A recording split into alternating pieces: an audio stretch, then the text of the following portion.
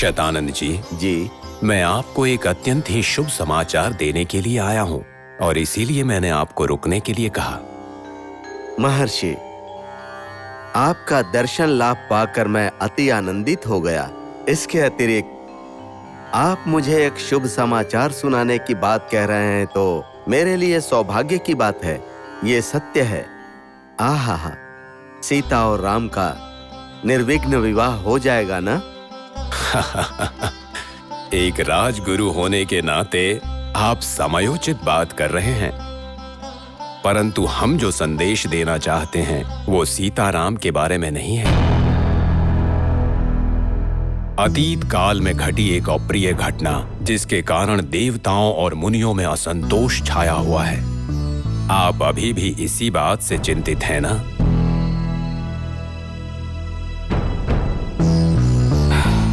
आपसे कौन सी बात छिपी है मुनिवर? मैं जिस बात से दुखी हूं वो एक घटना है। मेरी माता अहिल्या देवी श्राप से ग्रस्त होकर, सबसे अदृश्य होकर, जीवित होकर भी एक प्राणहीन शिला बनकर सहस्त्रों वर्षों से दुख झेल रही हैं। मैं इसी चिंता में रहता हूँ और निरंतर दुखी रहता हूँ। वो दुख आपके जीवन से दूर हो चुका है। महर्षि,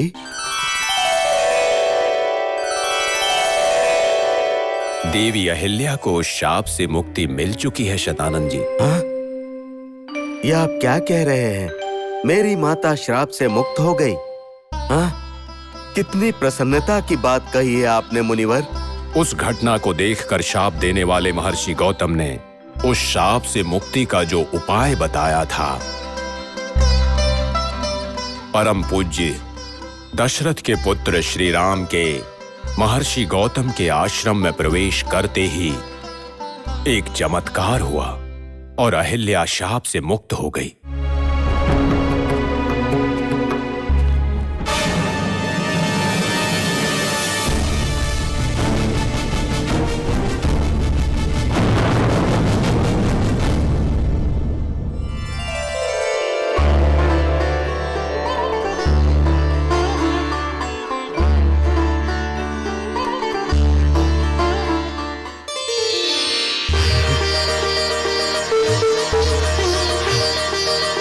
वो मानव रूप में आ चुकी हैं। अब कोई भी उनका प्रत्यक्ष दर्शन कर सकता है। आहा, मुनिवर, आपने अभी मुझसे जो कहा ये सुनकर मैं इतना प्रसन्न हो गया हूँ कि आपका आभार प्रकट करने को शब्द नहीं मिल रहे हैं। मुनिवर, मैं अपनी माता को देखने और उनसे वार्ता करने को बहुत उतावला हो रहा हूँ। एक और शुभ समाचार है। अहिल्या के शाप मुक्ति की बात को दिव्य दृष्टि से जानकर गौतम भी आश्रम में आ गए हैं। अच्छा, मेरे पिताश्री आश्रम में लौट आए हैं। मेरी माता को मेरे पिता ने क्षमा कर दिया है मुनिवर। देवी अहिल्या, हमने आपकी विनती मानकर आपका आतिथ्य स्वीकार किया, किंतु अब हमें प्रस्थान करना होगा। आपका मंगल हो। ब्रह्म ऋषि विश्वामित्र को नमो नमः। ओह, महर्षि गौतम, आपके अप्रत्याशित आगमन से हम अत्यंत प्रसन्न हुए। आपने हमारे आश्रम में प्रवेश किया और श्री राम ने भी। दशरथ पुत्रों को यहाँ देखकर ये धरती पावन हो गई। आपका सत्कार करना हमारा परम धर्म है और मैं अपने इस कर्तव्य का पालन करूंगा। आपके आदर सत्कार के लिए मैं उपस्थित हूँ। अहिल्या। स्वामी,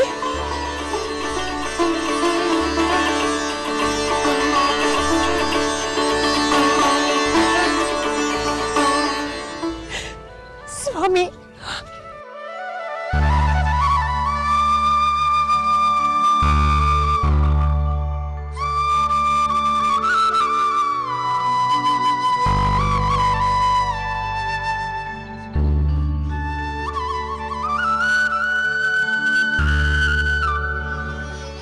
महर्षि गौतम को अहिल्या पर किसी भी प्रकार का क्रोध नहीं है।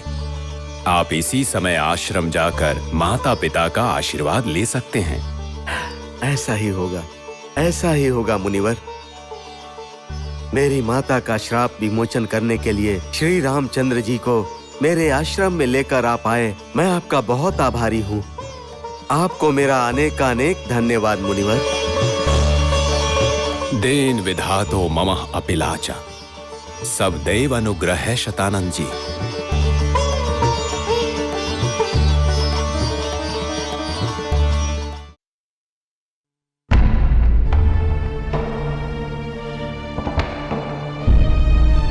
पिताश्री को मेरा प्रणाम।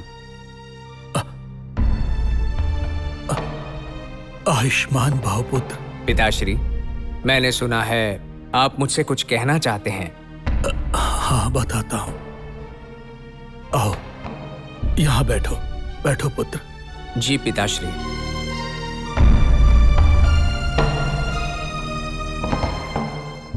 वशिष्ठ महर्षि का मिथिला से संदेश आया है, परंतु भरत को बताने से कैकेयी उसमें विघ्न डाल सकती है, इसलिए भरत का अनुपस्थित रहना उचित होगा। पिताश्री, आप मुझे कुछ चिंतित लग रहे हैं।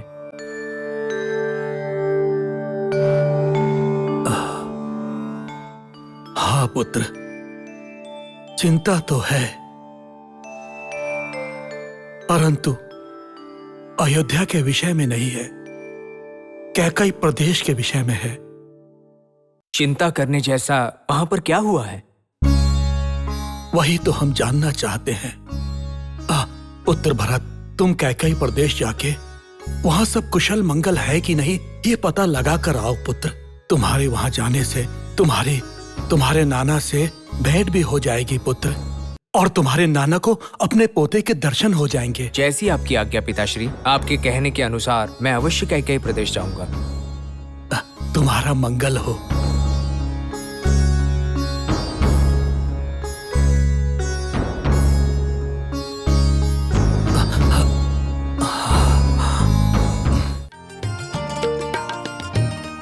श्रुतकीर्ति, मांडवी, तुम देख रही हो ना, हमारी सीता बहन वर के गले में वरमाला डालने के लिए किस प्रकार माला बना रही है। ये सत्य है क्या बहन? सीता का स्वयंवर संपूर्ण हो चुका है? शिव धनुष का प्रत्याचार किसने बांधा, उसका नाम तो बताओ बहन हमें।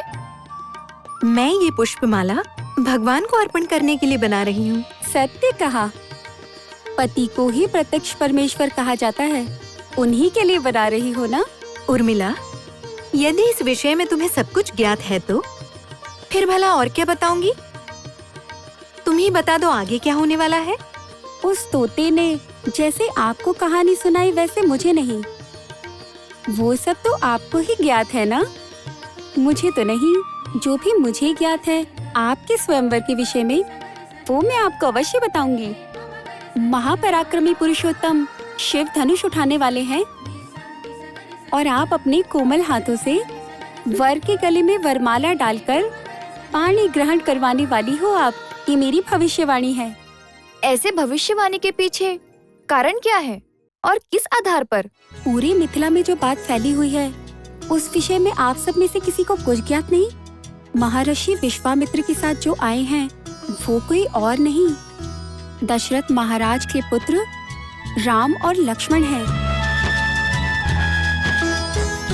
सत्य कहा, पूरे महल में रामचंद्र के आगमन की ही चर्चा हो रही है। महापराक्रमशाली महापुरुषों के आगमन के पश्चात स्वयंवर तो अवश्य होना है। हमारी बहन का विवाह अवश्य ही होगा, और इस विवाह से हम सभी को आनंद और प्रसन्नता प्राप्त होगी।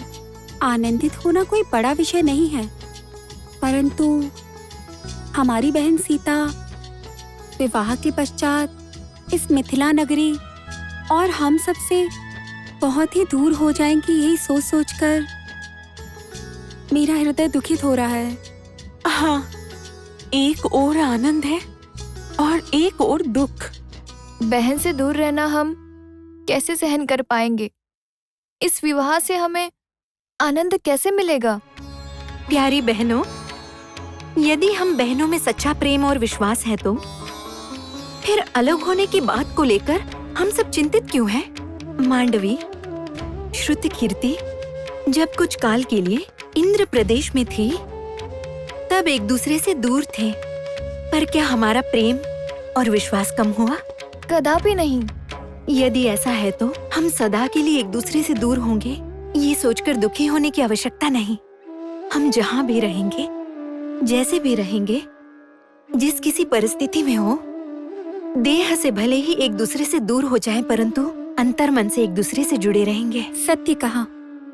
सीता बहन की बात सत्य है। हम सब देह से भले ही दूर हो जाए, परंतु हृदय से सदैव साथ में ही रहेंगे। गुरुदेव, प्रणाम गुरुदेव। कीर्तिमान भव। श्री राम, मैं आपको आशीर्वाद दूं। मैंने आपको कीर्तिमान होने का आशीर्वाद दिया। अनुग्रह तो आपने सच में मुझ पर किया है, इसी कारण आप वैसे ही कीर्तिमान हो गए हैं। श्री राम, मेरी माता अहिल्या देवी का श्राप विमोचन आपने कर दिया है, ये मुझे महर्षि विश्वामित्र ने बताया। मैं किन शब्दों में आपका आभार प्रकट करूं, मेरी समझ में नहीं आ रहा। हे मुनिवर, महर्षि विश्वामित्र ने हमसे कहा है, जो होता है ईश्वर की इच्छा से होता है।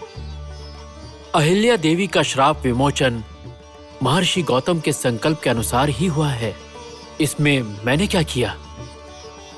श्री राम, आपकी यही सरलता आपकी कीर्ति का आभूषण है। अहिल्या देवी का श्राप विमोचन श्री राम के चरणों के स्पर्श से हुआ। युगों युगों तक इसकी चर्चा होगी। कल्याण हो।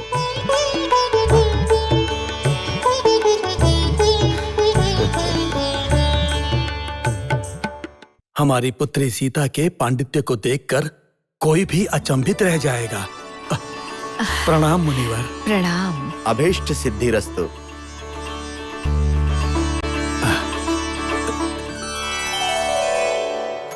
गुरुदेव, आपकी आज्ञा के अनुसार हमने यज्ञ प्रारंभ कर दिया है। उत्तम रूप से हो रहा है वो। यज्ञ के लिए विश्वामित्र महर्षि और अयोध्या के राजकुमार का यहाँ आगमन हो चुका है।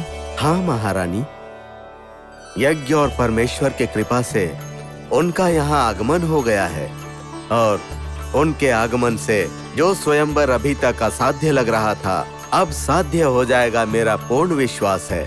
आप निश्चिंत रहें। मेरा भी यही विचार है। युवराज रामचंद्र के चेहरे को देखकर मुझे उनका वो अत्यंत तेज, उनकी वो अत्यंत उदारता, उनका भुजबल, उनकी कांति, ये सभी गुण और लक्षण मुझे मेरी सीता के भाग्य में दिख रहा है। रघुवंश जैसा वंश, दशरथ जैसे पिता, अयोध्या जैसी नगरी, ये सब परम पुण्य प्राप्त करने पर ही मिलता है। वो महापुरुष अगर ये स्वयंवर जीत जाता है तो उससे बड़ा सौभाग्य क्या होगा। आहा। महारानी, महाराज, राम और लक्ष्मण स्वयंवर जीतने के लिए यहाँ पर नहीं आए हैं, अपितु गुरु विश्वामित्र की आज्ञा मानकर यहाँ पर आए हैं।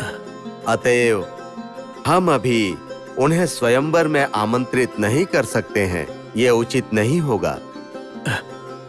उचित समय आने के पश्चात ही श्री राम और लक्ष्मण को स्वयंवर में आमंत्रित करना मेरे विचार से उचित होगा। जो आज्ञा गुरुदेव, जैसी आपकी आज्ञा। आपका मंगल हो।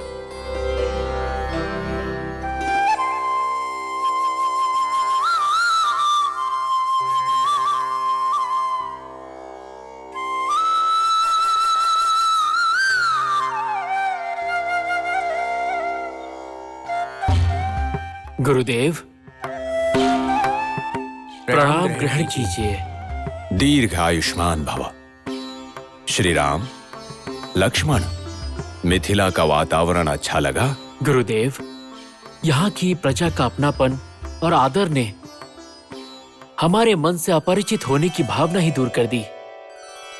यहाँ की धर्म श्रद्धा देखकर मन अत्यंत आनंदित हो गया है गुरुदेव। हाँ गुरुदेव, यहाँ का यज्ञ स्थल, मंत्रोच्चारण, ऋषि मुनि और सहृदय आचरण को देखकर ऐसा लग रहा है कि हम अयोध्या में ही हैं।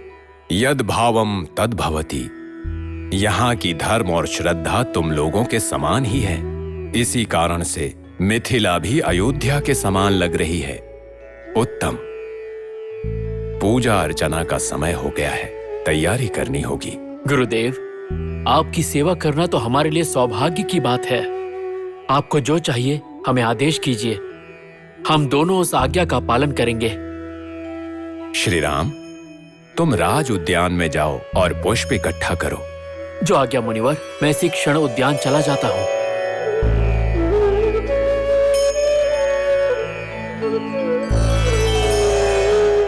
लक्ष्मण, पूजा सामग्री को स्वच्छ करो। जो आज्ञा गुरुदेव। जब तैयारी पूर्ण हो जाए तो मुझे सूचित करना।